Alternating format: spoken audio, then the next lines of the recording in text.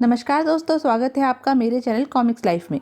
शुरू करते हैं मनोज कॉमिक्स की एक और मज़ेदार कॉमिक्स, मकड़ी रानी और देवता का अभिशाप पार्ट 2। लेकिन पहाड़ी की चढ़ाई चढ़ते हुए मैंने पलटकर देखा तो सिर से पैर तक कांप उठा। ओह गॉड! फिर कुछ ही देर बाद प्रोफेसर और उनके साथियों को वानर मानवों के घेरे में विपरीत दिशा में जाते देख मैं फिर चढ़ाई चढ़ने लगा। God bless them! न जाने वे वानर मानव प्रोफेसर और उनके साथियों के साथ कैसा व्यवहार करेंगे। लेकिन अभी मैं पहाड़ की चोटी तक पहुंचा भी नहीं था कि आश्चर्य है, यह मुझे क्या हो रहा है? मेरा सिर क्यों चकरा रहा है? फिर कुछ ही देर बाद यह क्या? मेरे हाथ और मेरे पैर! अपनी अजीबोगरीब हालत देख मेरे मुंह से चीख निकल गई, नहीं! और अगले ही पल मैं गश खाकर गिर पड़ा।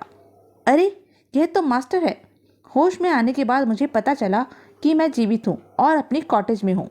खुदा का शुक्र है मास्टर, हम आपको यहाँ आपकी कॉटेज में उठा लाया, वरना आप वहीं पड़ा पड़ा मर जाता। आप बच तो गया मास्टर, पर देवता का अभिशाप आपको जिंदा नहीं छोड़ेगा। बेशक उन कुलियों ने मेरी जान बचाई थी, परंतु मैंने उन्हें फटकार कर अपनी कॉटेज से निकाल दिया। दिमाग खराब हो गया है मास्टर का। बख्शीश देना तो दूर, उल्टे डांट पिलाता है। उन कुलियों के जाने के बाद शायद ये ठीक कह रहे थे, पर मरने से पहले मैं प्रोफेसर को दिया वचन अवश्य पूरा करूंगा। और मैं प्रोफेसर का खत लेकर आपकी तलाश में यहाँ चला आया। आज जब मैं ब्लैक टावर के नज़दीक पहुँचा तो अचानक ही कुछ लोगों ने मुझ पर हमला कर दिया। शायद वे लोग आपको हम तक नहीं पहुँचने देना चाहते थे, लेकिन क्यों? मिस्टर अल्बर्टी ने अभी बताया नहीं कि वानर देश के लोग अपने देश में कदम रखने वालों को जिंदा नहीं छोड़ते। उन्हें जैसे ही मिस्टर अल्बर्टी के फरार होने का पता लगा होगा, वे इनके पीछे लग गए होंगे। लेकिन मिस्टर अल्बर्टी के बयानानुसार उन बदमाशों का हुलिया बंदरों जैसा नहीं था। लेकिन इससे पहले कि टिंगू का तर्क विवाद का कारण बनता, मकड़ी रानी बोल उठी, इन तथ्यों पर हम बाद में विचार करेंगे। फिलहाल मैं प्रोफेसर का खत देखना चाहती हूँ। हाँ हाँ, क्यों नहीं, प्रोफेसर का खत आप ही के नाम तो है। कहते हुए अल्बर्टी ने प्रोफेसर का दिया हुआ लिफाफा मकड़ी रानी के हाथ में थमा दिया। मकड़ी रानी लिफाफे में रखे खत को ध्यान से पढ़ने के बाद बोली, तो तुम्हें विश्वास है कि प्रोफेसर अब भी जिंदा है? हाँ, लेकिन हो सकता है मेरी तरह वे भी देवता के अभिशाप से ग्रस्त हो। मकड़ी रानी, मैंने आपका काफ़ी नाम सुना है। मुझे यकीन है आप ही प्रोफेसर को बचा सकती हैं। लेकिन यह कैसे संभव है? अगर हम वानर देश गए तो देवता का अभिशाप हमें भी आपकी तरह बंदर बना देगा। तभी मकड़ी रानी गंभीरता से बोली, इसलिए वानर देश में कदम रखने से पहले हमें इस अभिशाप से मुक्त रहने का उपाय करना होगा। क्या इस अभिशाप से मुक्त होने का उपाय हो सकता है? हाँ, क्यों नहीं? तो फिर जल्दी कोई उपाय कीजिए मकड़ी रानी, मुझे बचा लीजिए।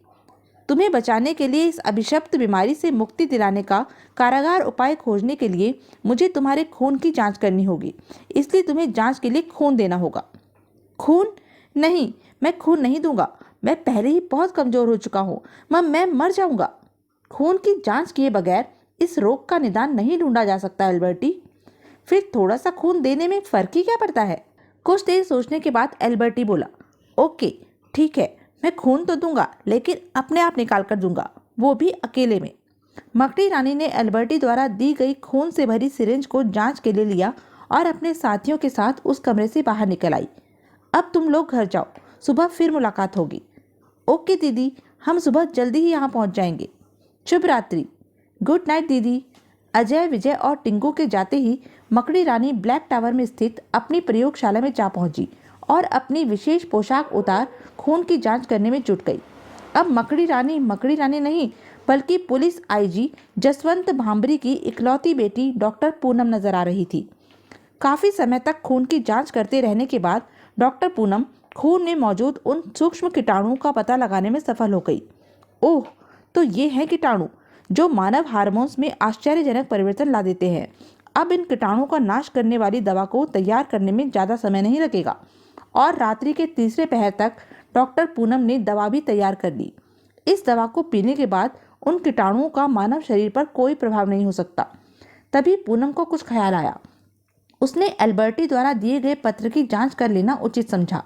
पत्र की जांच करने के बाद अचानक ही पूनम की आंखें आश्चर्य से फैलती चली गई। ओह, तो ये बात है। कुछ ही देर में डॉक्टर पूनम मकड़ी रानी के भेष में एल्बर्टी के पास पहुंच गई। एल्बर्टी को जगह देख वह बोली, लगता है तुम्हें मेरा ही इंतजार था। हाँ, मेरा एक एक पल बड़ी बेचैनी से गुजर रहा है। पता नहीं मैं बच भी पाऊंगा या नहीं। मकड़ी रानी दवा की शीशी एल्बर्टी की तरफ बढ़ाते हुए बोली, घबराओ नहीं एल्बर्टी, यह दवा तुम्हें जरूर बचा लेगी। इसकी कुछ बूंदें ही तुम्हारे लिए पर्याप्त होंगी।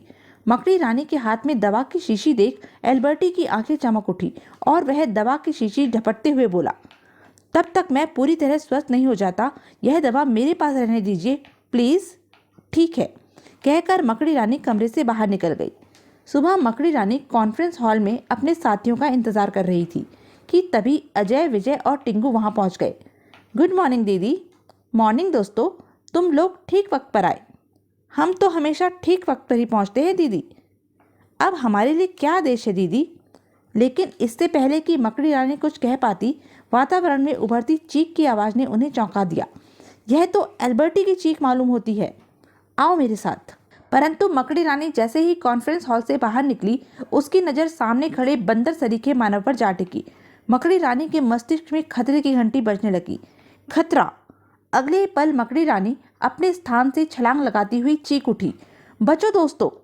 अपना वार खाली जाते देख बंदर सरीखे मानव ने दोबारा मकड़ी रानी पर निशाना साधा और इससे पहले कि वानर मानव का तीर कमान से बाहर निकलता, मकड़ी रानी ने बेल्ट पर लगा हरा बटन दबा दिया।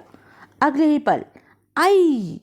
मकड़ी रानी के इस हमले से वानर मानव इस कदर बौखलाया कि फर्श पर गिरते ही उछलकर खड़ा हो गया और उल्टे पांव दौड़ गया। वह भाग रहा है दीदी। भागकर जाएगा कहाँ? मैं उसके पीछे जाती हूँ, तुम लोग एल्बर्टी की खबर लो।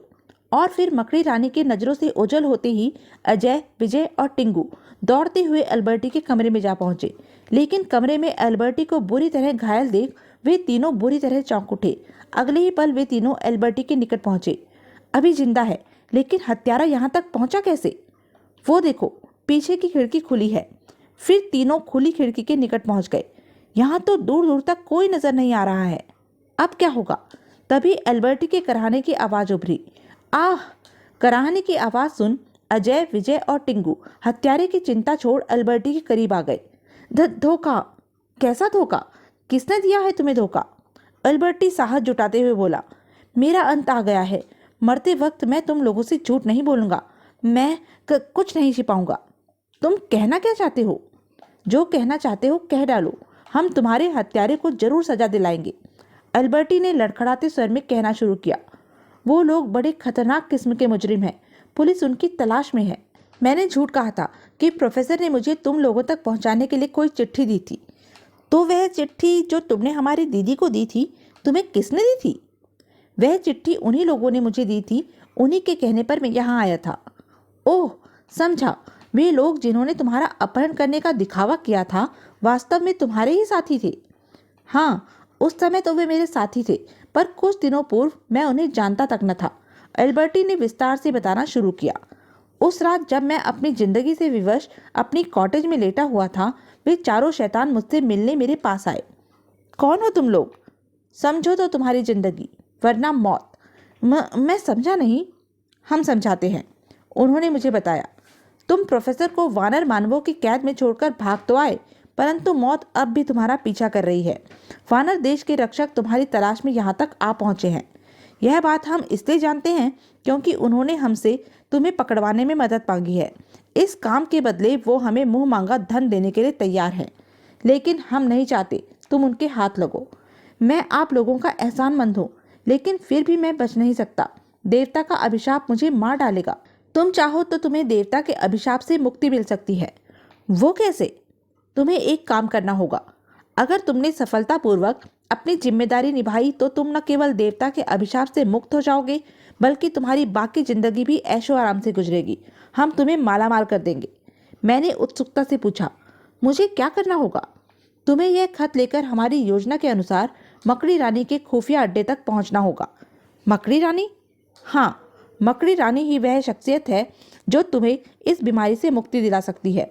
मकड़ी रानी एक महान वैज्ञानिक भी है। वह इस बीमारी से मुक्त रहने की दवा जरूर इजाद कर लेगी।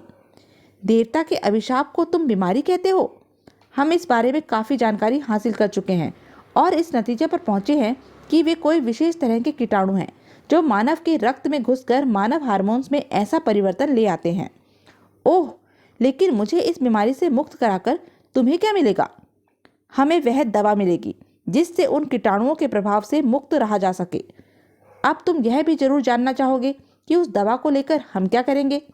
सुनो, दरअसल काफी समय से हमारी नजर वानर देश की हीरो माणिक जड़ित मूर्ति पर है। उस मूर्ति की कीमत करोड़ों रुपए है। तो यह थी अब तक की कहानी। आगे की कहानी जानने के लिए बने रहें मेरे साथ। और हाँ, मेरे चैनल को लाइक, शेयर और सब्सक्राइब करना ना भूलें। धन्यवाद।